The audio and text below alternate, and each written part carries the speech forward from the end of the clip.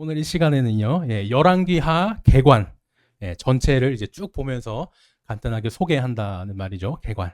그리고 또 이스라엘에는 믿을 신이 없냐라는 제목으로 함께 우리 하는 말씀 듣도록 하겠습니다. 제목이 사실상 이제 두 개인 셈이죠. 열왕기하 개관이 이제 하나고요. 이제 저희가 앞으로 두 달간 이 열왕기하를 쭉 볼 텐데 이 열왕기하가 어떤 책이고 어떻게 읽으면 좋을까 이게 소개하는 그런 시간이 있습니다. 그리고 두 번째로는 이제 이스라엘에는 믿을 신이 없냐라는 제목으로 또 본문인 1장에 해당하는 내용을 저희가 오늘 말씀에 듣기를 원합니다. 저는 이제 이스라엘은 믿을 신이 없냐라는 이 제목을 딱 생각하면서 영화의 대사 하나가 딱 생각이 났어요. 이 유행어를 아시는 분도 계실 텐데 이 회장이 이제 고급 승용차 뒷자리에 지금 이렇게 딱 앉아 있습니다. 근데 앞에 이제 운전하고 있는 운전수가 있는데 그렇게 얘기를 하는 거예요. 지금 올림픽대로 그 도로가 많이 막힙니다. 얘기를 해요. 그러니까 회장이 이제 이렇게 얘기를 하죠. 마포대교는 무너졌냐? 예. 운전수는 딱 뜻을 알고 예, 그러면은 그쪽으로 돌아가겠습니다라고 하면서 이렇게 서로 대화하는 장면이었습니다. 여기서 회장이 마포대교는 무너졌냐? 이렇게 이제 물어봤잖아요. 이거를 이제 왜 물어봤겠습니까? 정말 궁금해서 물어본 건 아니겠죠. 제가 뭐 올 때 그 다리 타고 왔는데 아직 안 무너졌던데요. 이렇게 얘기하면은 그건 정말 이제 눈치가 없는 사람이고요. 이 회장이 도래갈 다리가 있는데 당연히 그쪽으로 이 다리 타고 돌아가면 되지 뭘 그 길 막힌다고 얘기를 하냐. 그 의도였죠. 답이 궁금해서가 아니라 이제 조금만 생각해 보면은 너무나 쉽게 알 수 있는 결론이라 이렇게 얘기를 한 것입니다. 오늘 이제 그래서 저희도 이제 열왕기하 1장을 보면요. 이렇게 비슷한 얘기가 나와요. 선지자 엘리야가 당시 이제 왕에게 이런 의도로 이런 식으로 얘기를 합니다. 이스라엘에 신이 없어가지고 네가 지금 그러고 있냐. 일반 신하에게도 이렇게 말하기가 쉽지 않을 텐데 도대체 뭔 일이 있었길래 이 엘리야가 왕에게 이렇게 얘기를 했을까? 저희가 또 1장 말씀을 통해서 계속 살펴보겠습니다. 그런데 그 전에요. 저희가 이제 맨 처음 이제 열왕기하로 들어가기 때문에 간략하게 개괄, 그 소개와 설명을 제가 좀 드리고 넘어가려고 해요. 먼저 지금 우리 성경에는 이 열왕기상, 열왕기하 이렇게 성경을 보시면 이제 나눠져 있습니다. 그런데요, 히브리어 성경을 보면 조금 달라요. 열왕기라고 해서 그냥 한 권으로 되어 있습니다. 상하 이렇게 나뉘지 않고 딱 한 권으로 이렇게 되어 있어요. 근데 이제 어쩌다가 그게 이제 지금 우리는 상하로 이렇게 나뉘게 됐을까? 옛날에는요, 이 성경을 긴 두루마리에 써가지고 이렇게 딱 보관을 했습니다. 그런데 이게 너무 긴 거예요. 양이 너무 많아가지고 방대해서 이거를 옛날 저희 비디오 상하편 이렇게 나뉜 것처럼 이렇게 좀 보관과 관리를 위해서 상하로 이렇게 딱 나눴습니다. 근데 이렇게 딱 나누고 보니까요, 이게 말씀을 읽고 연구하고 또 유대인들은 암송도 하고 그랬는데 너무 편하고 좋은 겁니다. 그래서 이제 아예 이렇게 상편, 하편으로 굳어져 가지고 이렇게 쭉 내려온 거죠. 그러니까 이제 이건 무슨 말입니까? 우리가 지금 우리 성경에는 11개 상하 이렇게 나눠져 있지만 원래는 저희가 이제 누가복음 사도행전을 하나로 봤던 것처럼 이렇게 같이 보면 좋겠구나. 그것을 저희가 알 수 있겠습니다. 사실 성경에는요, 이렇게 분량 때문에 나뉜 것들이 많습니다. 사무엘 기도, 그죠? 사무엘 상하, 분량 때문에 이렇게 나눠서 쓰여졌고, 원래는 한 권입니다. 그리고 역대기도 역대 상하로 되어 있는데, 오늘 열왕기처럼 열왕기 상하, 그 다음에 역대 상하, 이런 식으로 이제 나눠져 있죠.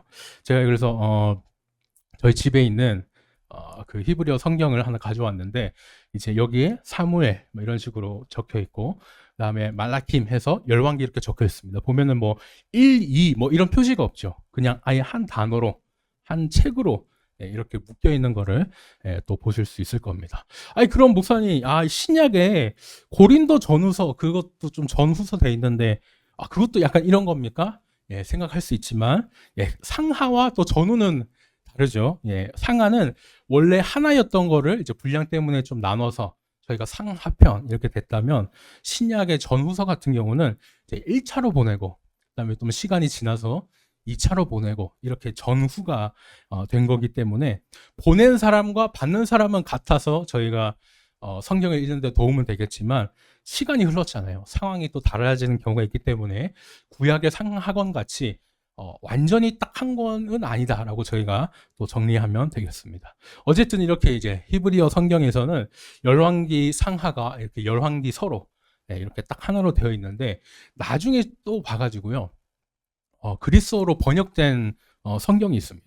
옛날에 구약이 히브리어고 신약이 그리스어로 저희가 쓰여져 있는 건 알고 있지만 신약 당시에 그리스어가 워낙 영어같이 다 널리 쓰이다 보니까 조금이라도 더 많은 사람들이 구약을 또 읽어야 되고 또 구약에서 히브리어를 잊어버린 유대인들이 그리스어로 계속 성경을 읽기 위해서 이제 번역을 했거든요. 이제 그때 이제 어떻게 되어 있느냐? 이거는 제가 영어로 된 걸 일부러 좀 들고 왔지만 이렇게 또 되어 있습니다. 열왕기 하가 어디 있냐면요. 여기 있어요.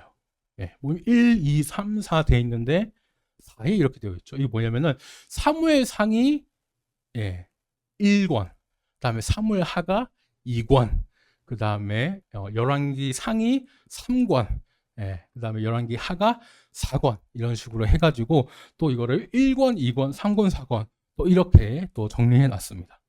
아유 엄청 복잡하죠. 제가 일부러 이렇게 숫자가 있는 거 들고 왔는데도 좀 약간 복잡하실 수도 있겠는데 제가 정리하자면 그렇습니다.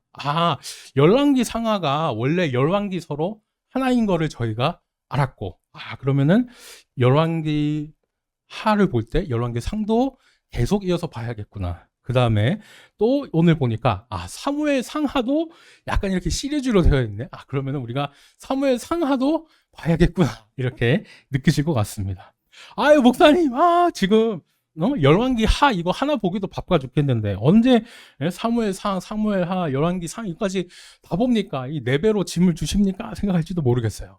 그런데 또 너무 걱정 안 하셔도 됩니다. 제가 필요할 때 또 설교 말씀 중에 필요한 부분만큼 또 제가 설명을 드리고 이렇게 알려드릴 테니까 저희는 열왕기 하고 상은 세트고 그리고 더 나아가서 사무엘상, 사무엘 하까지 1, 2, 3, 4 이렇게 좀 세트구나. 이것만 기억해 주셔도 저희가 성경을 나중에 묵상하고 읽으시고 할 때 큰 도움이 될 것 같습니다. 저희가 오늘 찬양 시간에 나 가진 재물 없으나 이 찬양을 불렀거든요. 나 가진 재물 없으나 이 찬양 정말 유명한 찬양인데 가사가 좋아서 참 그냥 부르기만 해도 참 은혜가 됩니다. 근데 또 이 찬양의 가사를 작곡한 송명의 시인에 대해서 알면은 또 다른 또 은혜가 있거든요. 뭐냐면 이분이 이제 1963년생입니다. 태어날 때부터 중증 뇌성마비로 이제 태어나셨는데요. 하필 또 이게 좀 가난한 집안에서 태어나셔가지고 마땅한 치료를 제때 못 받으셨어요. 그러니까 뭐 7살 때까지 계속 누워만 계셨다고도 하고 어린 나이인데도 정말 죽지 못해서 살고 계속 그렇게 살다가 나는 왜 태어났을까? 나는 왜 이런 가난한 부모 밑에서 태어났을까? 왜 내 몸은 이럴까? 정말 많은 원망도 하기 시작했답니다. 그런데 이제 드디어 이제 16살 때 하나님을 딱 만난 거예요. 그러면서 울면서 또 성경도 읽고 기도도 하면서 그때 저희가 부른 그 찬양을 가사를 썼다고 합니다. 참 이 송명희 시인의 이런 삶 이런 것을 알고 보니까 나 가진 재물 없으나 나 남에게 있는 건강이 있지 않으나 나는 남이 없는 하나님을 알고 하나님을 만났다. 약간 이런 가사 그 고백이 참 더 와닿는 것 같아요. 참으며 제가 왜 또 얘기를 들었냐 이 찬양 가사가 그런데 저희가 읽는 성경은 또 얼마나 이렇게 누가 왜 썼는지 이걸 알면 얼마나 더 은혜가 되겠습니까? 앞에 보면요 우리 성경에 좀 좋은 성경 같은 경우는 뭐 언제 누가 언제 뭐 누구를 위해 썼느냐 이런 것들이 쫙 적혀 있거든요. 그것도 왜 적어놨냐 다 이유가 있지요. 열왕기 하는 이제 누가 썼을까요? 열왕기 자체에서 내가 썼어 이런 식으로 하면은 좀 좋겠지만 그렇게 적혀 있지는 않습니다. 대신에 탈무드에 의하면은 예레미야가 썼다고 그래요. 저희가 저번 주까지 이제 예레미야를 이렇게 쭉 봤는데 예레미야가 그죠? 하나님의 도구로서 성경을 쓸 수 있는 도구 역할을 충분히 잘한 사람이구나 그거를 또 알면서 이 열왕기서를 또 보면은 좋겠습니다. 예레미야가 지금 열왕기서에서도 성령님의 영감으로 이 열왕기 상하를 이제 잘 기록했구나라고 저희가 알 수 있죠. 그러면은 이 예레미야는 왜 썼느냐? 아니면 또 이 열왕기를 누구 보라고 썼느냐? 예, 궁극적으로 멀리 보면은 이제 지금 우리 멀리 있는 시대를 초월한 우리 성도들을 위해서 하나님이 성령님으로 쓰셨지만은 당시 제일 가까이, 예, 바로 가까이에는 포로로 잡혀 있던 예, 이스라엘 백성들, 하나님 백성들을 위해 썼습니다. 그러니까 이런 거죠. 우리도 정작 조선 시대에는 우리가 한글을 무시했잖아요. 아, 저거는 뭐 좀 이제 배우지 못한 더 서민이나 뭐 천민이나 이런 사람들이 쓰는 것인데 정작 일제 강점기 때 우리가 한글을 못 쓰게 되니까 그때 이제 귀한 줄 알고 이제 국어 사전도 만들고 막 이제 보존 작업을 했지 않습니까? 그런 것처럼 지금 이스라엘 백성들도 포로로 딱 잡혀 있으니까 아, 우리가 더욱더 하나님을 통해 우리 정체성을 찾아야겠다. 우리 역사를 기록해야겠다. 이렇게 생각을 한 겁니다. 아, 우리는 어떤 사람이지? 우리는 어느 나라 사람이지? 아, 하나님 믿는 백성이잖아. 우리 하나님 어떤 분이었지? 아, 믿으면 복을 주시고 아니면 벌을 주시는 분. 그러면서 또 신명기 얘기도 좀 했다가요. 아, 우리가 어쩌다가 이렇게 됐지? 이렇게 포로로 끌려왔지? 아, 이래서 이렇게 됐구나. 우리가 반성하면서 회개하자. 이런 의도로 이 열왕기서를 쭉 썼다고 하겠습니다. 그래서 우리 이 열왕기하 요것을 읽을 때는요. 아, 내가 지금 포로로 끌려와 있는 이스라엘 백성이다. 이렇게 생각하면서 읽으면은 예, 더 많은 또 은혜가 있을 줄 믿습니다. 근데 그 중에서도요. 더 중요한 게 있어요. 뭐냐면은 제가 이 책을 이제 예레미야가 썼다고 그랬잖아요. 이 맨 마지막이 저희가 봤던 저번 주 봤던 예레미야의 마지막이랑 정말 같습니다. 맨 마지막이 예레미야서와 같은 내용으로 끝나요. 뭐냐면 포로로 끌려갔던 여호야킨이 석방이 돼가지고 다시 복권이 되는 왕노릇 하게 되는 그런 내용으로 예레미야서와 또 같이 끝납니다. 아, 하나님이 지금까지 우리에게 벌을 주신 게 다 사랑하니까 제발 좀 돌아와. 이렇게 하셨던 사랑에 매였구나라는 것을 이제 깨달으면서 또 결국 돌아오면 고쳐주시고 또 회복해 주신다는 그런 복된 소식으로 끝난다는 것을 저희가 이 또 열왕기 하의 결말을 또 미리 볼 수 있었습니다. 사무엘 상하는요, 아직 나라가 둘로 나뉘기 전에 통일 이스라엘일 때에 대한 얘기입니다. 그리고 또 사무엘, 사울, 다윗을 중심으로 해가지고 나라가 어떻게 세워졌고 커가는지 막 이런 것들이 이제 내용이 적혀 있고요. 열왕기 상으로 와서는 이제 솔로몬 때 참 그 이스라엘 나라가 잘 나갔는데 우상을 섬기면서 결국 그 하나였던 이스라엘이 북이스라엘, 남유다 막 이렇게 나뉘는 것을 보게 됩니다. 그리고 이제 그 이후에 북이스라엘 아하브 왕까지 약 120년의 동안의 이제 역사를 열왕기 상에 이렇게 이제 기록해 놨고요. 드디어 열왕기 하에 넘어와서는 이제 북이스라엘의 아하시아부터 북이스라엘이 망하는 것과 그다음에 나중에 이제 남유다도 따라서 망하지 않습니까? 그때까지 약 270년의 역사를 또 기록해 놓은 것이 이 열왕기 하 이렇게 되겠습니다. 전체가 이제 역대기 내용과도 참 비슷하죠. 역대기도 이렇게 우리 조선 왕조실록처럼 역사를 기록한 책이기 때문에 역대기와도 연결되면서 시대별로는 원래 왕들이 잘 못하니까 선지자들이 나서서 이제 왕의 역할을 좀 대신하기도 하거든요. 그때 대신 등장한 이사야, 뭐 호세야, 예레미야 이런 선지자들과도 연결이 되고 그 책들도 저희가 살펴보면 좋겠습니다. 그리고 말씀드렸다시피 하나님 잘 믿으면 복 받고 아니면 벌 받는다는 그 내용일 때는 또 신명기랑 연결돼가지고 또 길게 연결되는 것을 저희가 볼 수 있는데요. 이거 뭐 설명을 들어도 벌써 복잡합니다. 그런데 이것까지 다 뭐 이제 말씀드리면은 제가 정신이 없으시기 때문에 그런가 보다. 나중에 유튜브로 다시 한번 들으면서 복습하시면 되고 제가 자세한 거는 또 설교 시간과 우리 수요 묵상 시간이 있으니까 그때 설명을 드리고요. 저는 좀 크게 아니면 쉽게 볼 수 있는 4가지를 좀 설명을 드리려고 그래요. 이게 엘리사, 예후, 그 다음에 히스기야 뒤에 이제 요시야 이렇게 나와 있는데,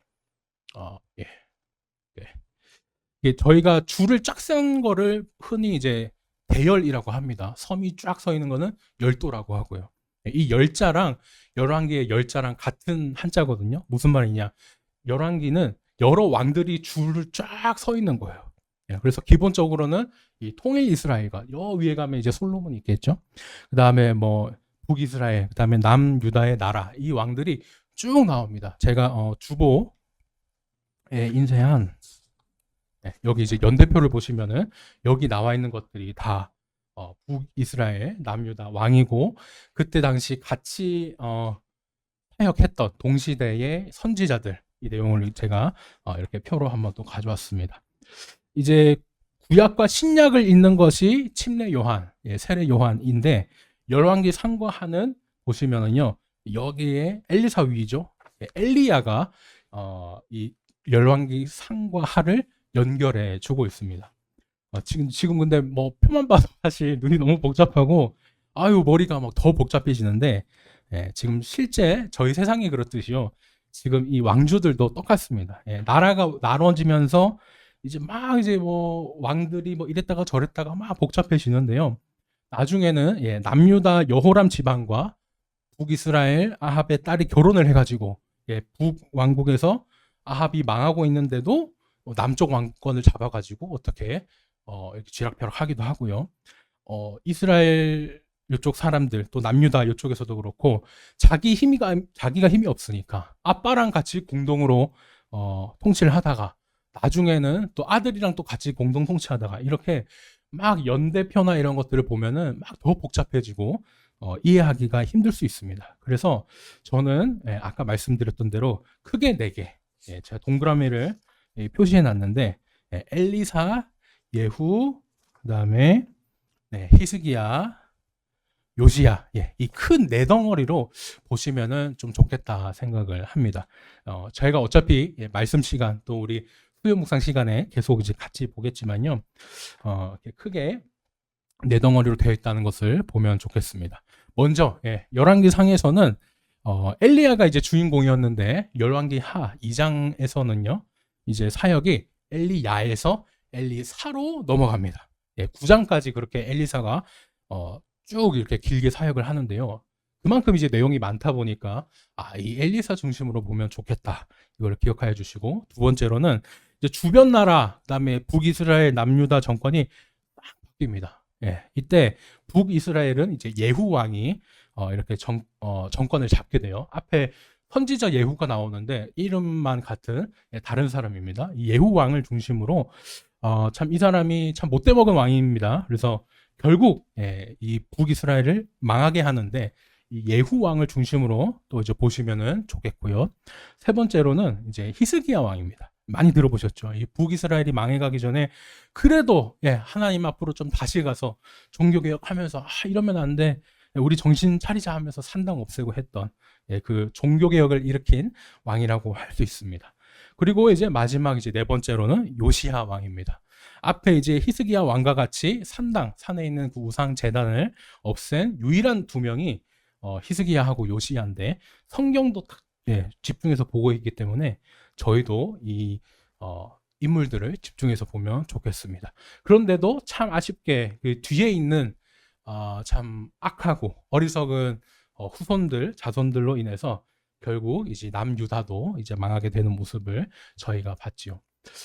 제가 말씀드렸지만은 이제 왕이 잘하면은 사실 선지자가 안 나서도 됩니다. 뭐 왕이 당연히 하나님과 잘 기도하고 하나님께 뜻을 구하면서 그 정치를 할 거기 때문에요. 그런데 참 이게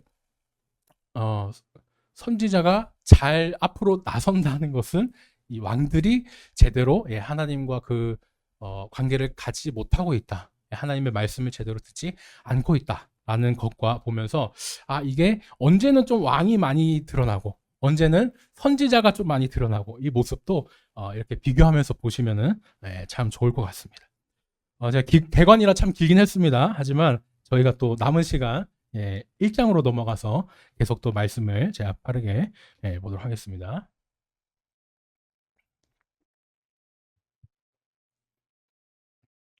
제가 열왕기 상과 이제 열왕기 하가 엘리야를 통해서 이렇게 연결된다라고 이제 말씀을 드렸는데요.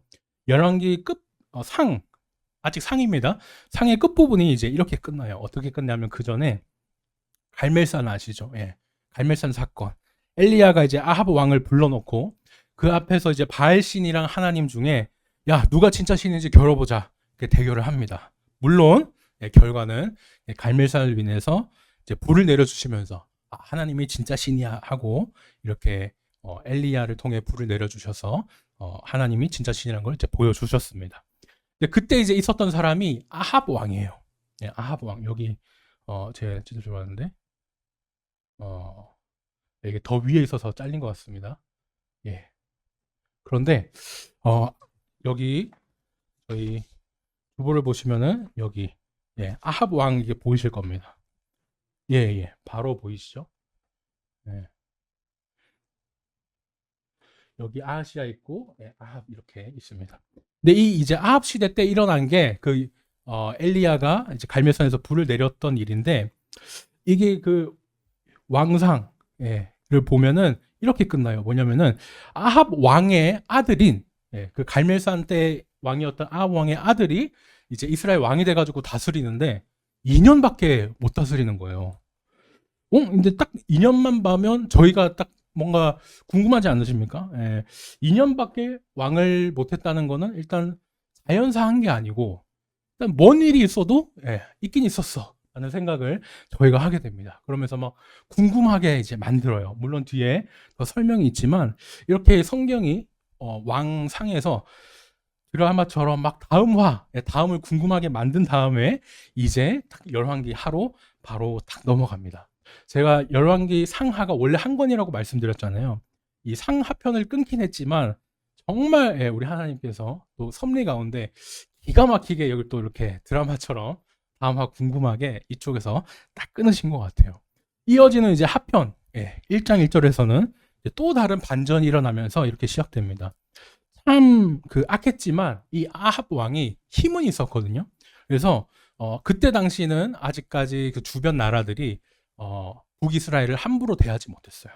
그런데 지도를 보시면은 여기 북이스라엘이 있고 밑에 이제 모압이 있는데 이제 아합 왕이 죽고 나서 이 모압이 반란을 일으킵니다. 그러니까 예전에는 이스라엘과 유다 땅 합친 거에 비해서 이 모압 땅을 보십시오. 정말 작잖아요. 옛날 솔로몬 때부터 참 이스라엘에게 꼼짝을 못했던 나라고 형님 하면서 이제 조공을 바치던 그런 조공국이었습니다. 그런데 이제 힘을 좀 쓰던 아버지가 죽고 그 아합 왕이 죽고 나라에 힘이 없어지니까 이제 전에는 형님 하다가 배신을 이제 탁 때려버린 거죠.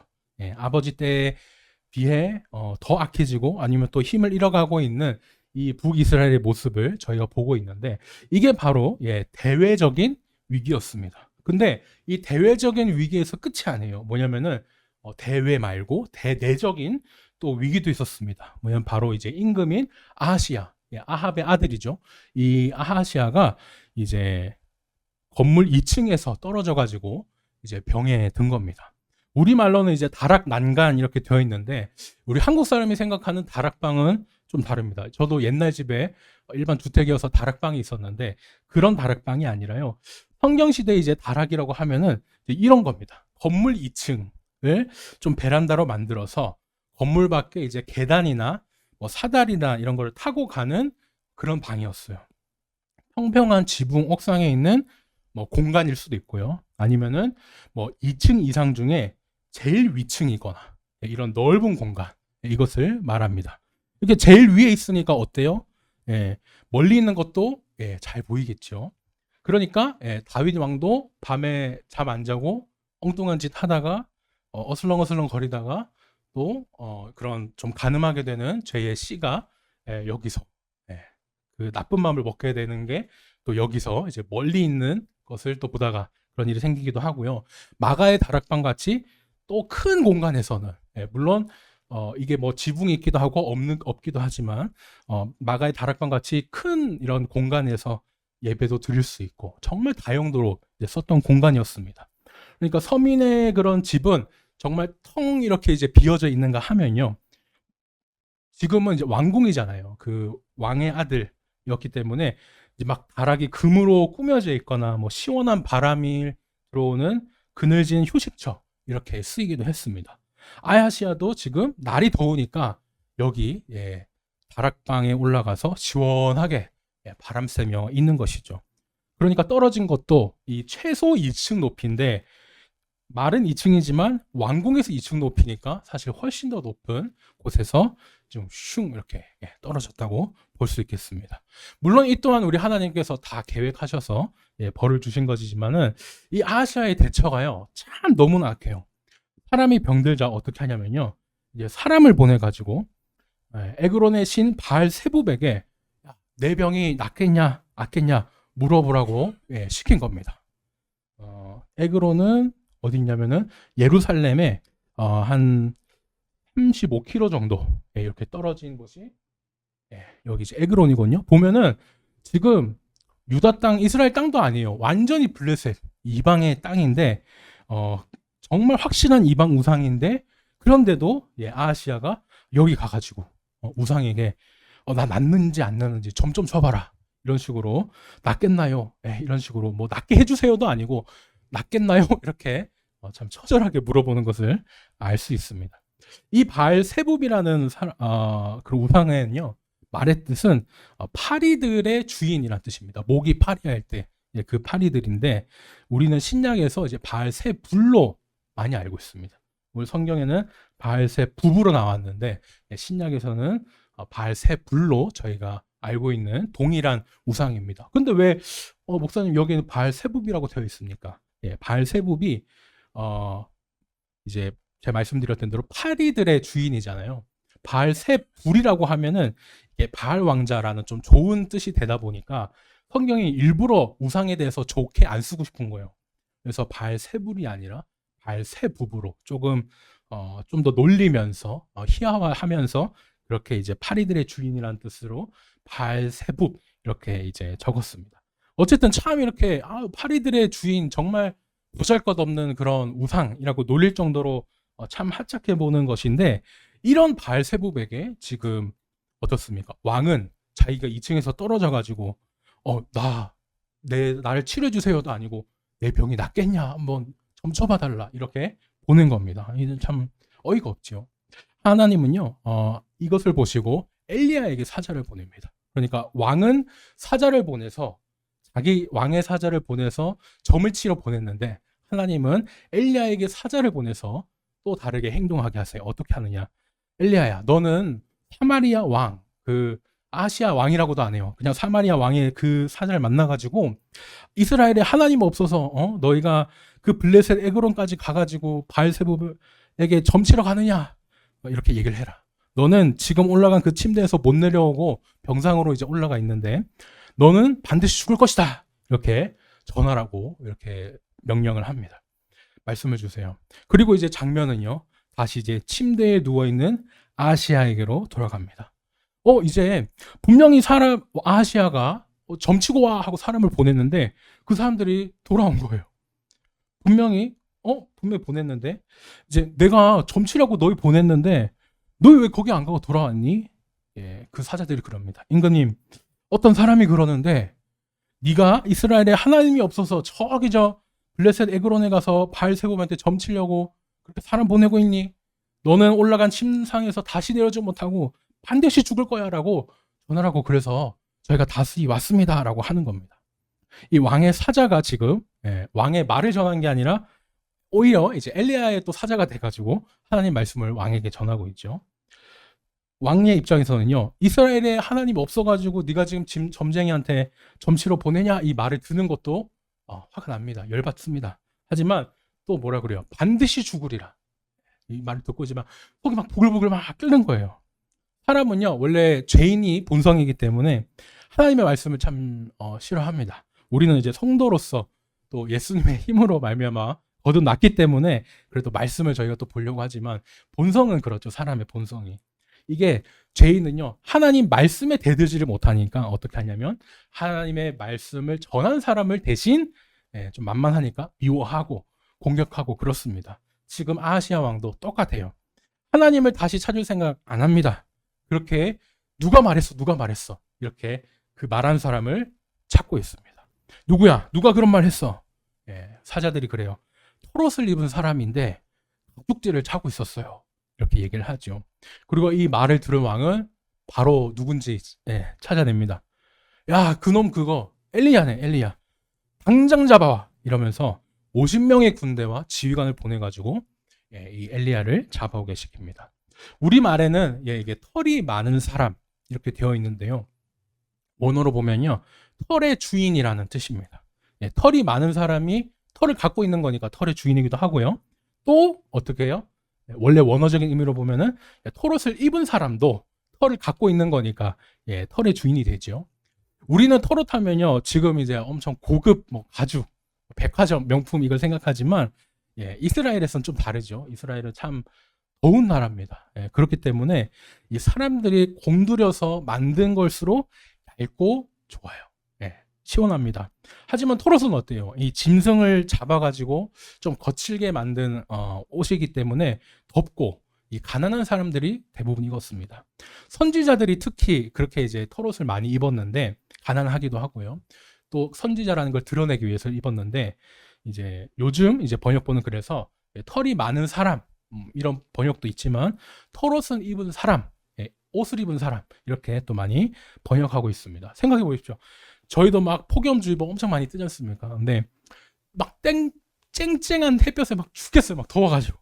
근데 코트를 입고 있는 거예요. 땀이 막 줄줄 흐르니까 뭐 냄새도 얼마나 고약했겠습니까? 나 스스로도 또 더워서 막 이제 미쳐버리겠지만 주변 사람들이 보기에도 아우 저 얇은 옷 사입을 돈도 없나 봐. 아우 가난하고 무시당하고 이런 취급을 당하면서 또 우상을 섬기는 사람들이 선지자라고 더 얼마나 또 공격하고 핍박했겠습니까?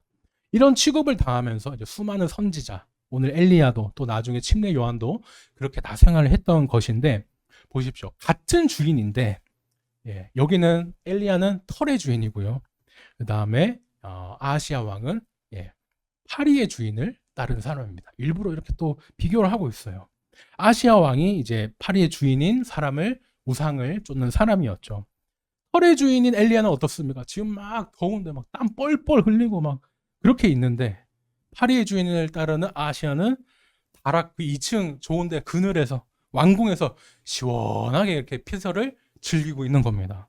누구는 전기세 낼 돈도 없어서 에어컨 못 틀고 수리도 못 하고 막 그렇게 하고 있는데 악한 사람은 에어컨 팡팡 틀면서 지내는 그런 형편인 거예요. 요즘 시대로 바꿔 말하면요. 정말 털의 주인이라는 이 표현에도 엘리야를 비하하는 의도가 있다는 것을 제가 또 말씀드렸습니다. 이런 비하와 함께 이 악한 아하시야는요, 엘리야 그놈 잡아와 하면서 이제 그 사람을 보냈다 그랬죠. 밑에 사람은 어떡합니까? 시키면 시킨 대로 해야죠. 지휘관과 군인 50명이 막 이제 엘리야를 잡으러 갑니다. 산 꼭대기로 가는데 엘리야가 지금 산 꼭대기에 앉아 있습니다. 원어를 우리 말에서는 무슨 산인지 뭐 이렇게 정보가 없는데요. 원어를 보면은 그 산이라고 되어 있어요. 정관사 그를 붙여서 그 산이라고 되어 있습니다. 우리가 교회 갔다 올게 하면은 우리가 갔다 올게 하는 그 교회는 늘 찬양 교회죠. 뭐 다른 저기 뭐 저 대전에 큰 데가 어디였더라? 생각이 안 납니다. 어쨌든 늘 다른 교회 아니고 교회 갔다 올게 하면은 늘 찬양 교회입니다.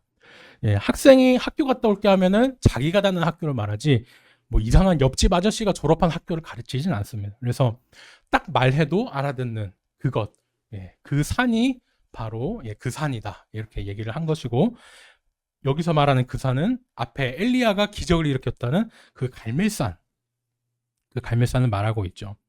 불과 얼마 전에 지금 아들 세대인데 아빠 세대 때 야 하나님이 진짜신이고 발 그 가짜야 하고 불 내려가지고 그 기적 다 보여줬는데 다 이제 까먹었어요. 다 까먹고 다시 그 갈멜산에 엘리야를 잡으러 온 겁니다. 잡으러 온 지휘관이 그래요. 하나님의 사람이여 어명입니다. 임금께서 내려오라 하십니다. 이렇게 얘기를 하는데 하나님의 사람이여라는 거는 진짜 하나님의 사람 이게 아니고 그냥 선지자라 그냥 그렇게 불러준 거죠. 예우를 해준 겁니다. 진짜 하나님의 생각으로 사람이라고 생각해서 불러준 것은 아니었어요. 엘리야는요 이 어명에 반응하지 않습니다. 잘못하면은 이제 다른 사람들이 보기에 하나님의 말씀보다 사람의 말, 그 왕인 사람의 말을, 사람인 왕의 말을 더 중요하다고 생각할 수 있잖아요. 그래서 이제 그 사람의 말에 따르지는 않고 대신 그렇게 외쳐요. 네가 정말 내가 하나님의 사람이라고 생각하니? 정말 그런 거니? 그러면은 내가 정말 하나님의 사람이면 불이 하늘에서 내려와가지고 너와 내 군대 50명을 다 태워버릴 거야. 이렇게 얘기를 합니다. 갈멜산에 그 불 내렸던 것과 똑같은 건데 정말 그렇게 얘기를 하니까요. 예전 아버지 아합 왕 때 갈멜산에서 그 불 내렸던 것처럼 똑같이 이 아들 아하시아 때도 이렇게 불이 내려와가지고 지휘관과 신명이죠. 지휘관 포함하면 신 한 명 다 태워버렸습니다. 야, 정말 이제 무시무시한데요. 이 왕의 반응은 어땠을까요? 예, 참 악합니다. 이 사람 목숨을 목숨으로도 안 봐요. 다시 또 지휘관과 군인 10명을 보냅니다. 이번에 똑같이 어명이요 하면서 하나님의 사람은 속히 내려오시오 이렇게 얘기를 하는데 이제 전에와는 다르게 속히라는 말이 들어가죠. 더 막 이제 강력하게 엘리야를 협박하고 이렇게 압박을 하고 있습니다. 엘리야가 과연 이 협박에 흔들렸을까요?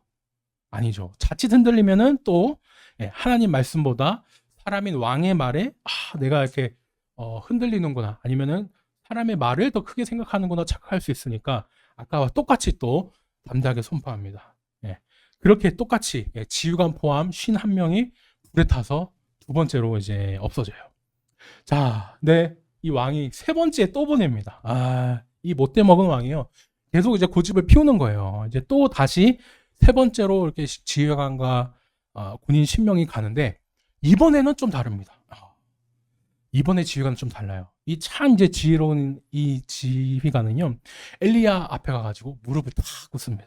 그러면서 앞에 지휘관과 또 다르게 엘리야를 부릅니다.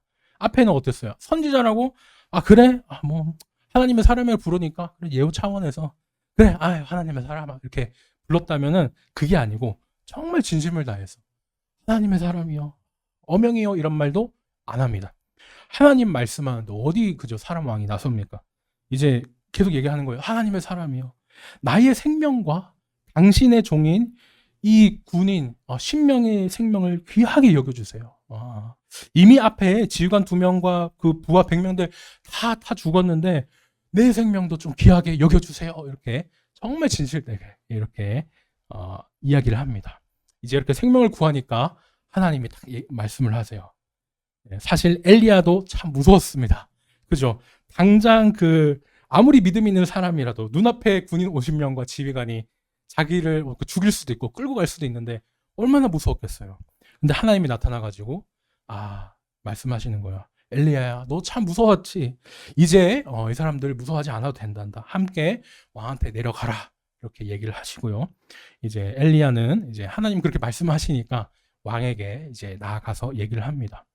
하지만 정말 무섭고 했지만 하나님은요. 정말 그 위협과 핍박을 하고 협박을 가하는 사람들부터 이미 지켜주셨죠. 그리고 이제는 반대로 당당하게 아하시아 왕 앞에서 자기에게 시키셨던 그 선포해야 할 예언을 가서 확인해 줍니다. 아하시아 왕은요 아마 엘리야가 자기 앞에 오면은 막 벌벌 떨 줄 알았을 거예요. 하면서 임금님 제가 전에 했던 말은 사실 그게 아니고요. 하나님 시켜서 말하기는 했는데 뭐 이런 식으로 막 벌벌 이렇게 좀 떨거나 그렇게 하기를 생각하거나 바랬을지도 몰라요. 그런데 결과가 정반대죠. 결국 겸손하게 자기 편으로 지휘관과 군인이 돼가지고 왕 앞에 서서 지금 당당하게 이제 선포하고 있습니다. 하나님께 들었던 말씀 그대로 앞에 하나님이 말씀해 주셨던 이 말씀 전해라 했던 그대로 지금 끝부분에서 이제 엘리야가 얘기를 하는 거예요. 야라고는 안 했겠죠. 네가 네 병 났는지 안 났는지 점친다고 블레셋 땅 그 에그론까지 가가지고 그 파리의 주인 바알제부반한테 그러고 있냐? 이스라엘에 그 말을 묻을 하나님이 안 계셨냐? 그러면서 네가 올라간 침상에서 내려오지 못하고 너 반드시 죽을 거야 이렇게 담대하게 외치고 선포를 합니다. 원어에서 보면요 이게 그 침상은 눕는 곳입니다. 그리고 기본적으로 눕는다는 말이기 때문에 우리가 뭐 아파서 누워 있는 그 병원 침대도 이 단어를 쓰고요. 그다음에 죽어서 누워 있는 관도 이 단어를 씁니다. 그러니까 무슨 말이에요? 네가 누워 있는 그 침상 거기가 이제 너 관이야. 너 이놈 너 반드시 죽어. 이런 식으로 정말 이제 담대하게 세게 정말 하나님의 말씀을 제대로 전한 겁니다. 정말 그렇게 되냐고요? 정말 아하시아는 죽고 2년도 안 돼가지고 이 왕권이 끝나게 됩니다. 열왕기 상에서 2년밖에 안 됐네? 왜 2년밖에 왕을 못했지? 생각했던 그 궁금증을 이 1장에서 해결해주고 끝이 나게 되죠. 오늘 말씀을 정리하겠습니다. 오늘 저희가 이제 열왕기하 전체에 대한 또 설명과 그다음에 1장을 함께 보다 보니까 꽤 길어졌어요. 하지만 다음에 이제 대신 저희가 또 말씀을 잘 이해할 수 있게 됐을 텐데 오늘 말씀 요약하자면 이렇습니다. 세상 사람들 중에 참 하나님이 아니라 다른 우상을 찾는 사람들이 참 많아요. 근데 그러면서도 이런 사람들이 그렇게 우상을 섬기는 사람들이 오히려 그저 하나님 믿는 사람들에게 뭐 하나님 믿는 사람을 믿는다고 근거로 위협하거나 협박하거나 그런 경우가 상당히 많습니다. 불을 내리는 그런 기적을 보여주면서 이 엘리야도 하나님이 진짜 신이다 그렇게 갈멜산에서 깨닫게 했고 또 불이 내렸던 그 갈멜산에 있는데도 아버지 세대 때 있었던 일을 다 까먹고 또 아들 세대에서 또 지금 뭐 여전히 바뀌는 게 없습니다. 계속 하나님 거부하고 엉뚱한 다른 이상한 신 찾고 그러고 있어요. 그러면서 협박받고 겁박했는데 그래도 하나님은 그 속에서도 엘리야를 지켜주셨죠. 우리 삶에도요 참 우리의 신앙 믿음으로 인해서 많은 어려움 핍박을 받을 때도 있습니다. 우리가 하나님 믿는 것 때문에 고난을 당하죠. 뭐 너네만 그렇게 잘났냐, 뭐 너네만 유별나게 왜 그러냐, 이렇게 정말 시원하게 그 다락방에서 쉬던 아시아 왕에 비해 믿는 사람들은 정말 그 더운 땡볕에 털어 입은 엘리야처럼 직장에서 받는 차별도 있고 무시도 있고 그렇습니다. 그런데요 오늘 말씀은 정말 확실해요. 하나님이 진짜 신이니까 그런 뭐 협박, 뭐 겁탈 이런 것 속에서도 하나님은 믿는 성도를 지켜주신다는 겁니다. 그리고 그리 겁탈하고 약탈하는 인간은 어떻게? 결국에 악인은 하나님이 심판하신다는 거예요. 바라기는요 우리의 삶이 하나님을 믿는다는 그 사실 하나 때문에 참 힘들고 고단하고 넘어지려고 할 때요 반대로 또 하나님을 믿는다는 사실 그 하나로 저희가 또 모든 것을 이겨낼 수 있다는 것을 기억하면 좋겠습니다. 하나님 때문에 받는 고난을 하나님 덕분에 이겨내는 겁니다. 이렇게 이겨내는 우리 늘찬양 성도님들 되시기를 예수님의 이름으로 축원합니다. 기도하겠습니다. 사랑하는 하나님, 오늘은 함께 열왕기하 개관 그리고 이스라엘에는 믿을 신이 없냐라는 제목으로 하나님 말씀을 들었습니다. 주님 참으로 파리의 주인을 따르며 땡볕에 시원한 곳에서 쉬던 그 악한 아시아 왕과 선인임에도 불구하고 의인이지만 토롯의 주인으로서 가난하며 세상에 무시를 받는 그런 엘리야가 있었습니다. 사람인 왕의 말보다 하나님의 말씀을 따르려고 할 때 참 많은 위협과 겁탈을 받습니다. 자신을 해야 할 지휘관과 10명의 군인들이 있었지만 하나님은 갈멜산의 불과 같은 그 불로 다시 엘리야를 지켜주시고 또 다시 또 엘리야를 지켜주었습니다. 주님, 우리가 하나님 때문에 고난을 받는다면 그 고난도 하나님 덕분에 이겨낼 수 있습니다. 이제는 세상의 여러 핍박과 고난, 심지어 그 협박과 겁탈 속에도 우리의 신앙을 잘 이겨내게 해주세요. 나를 위해 먼저 죽기까지 고난당하신 예수님 이름으로 기도드렸습니다. 아멘.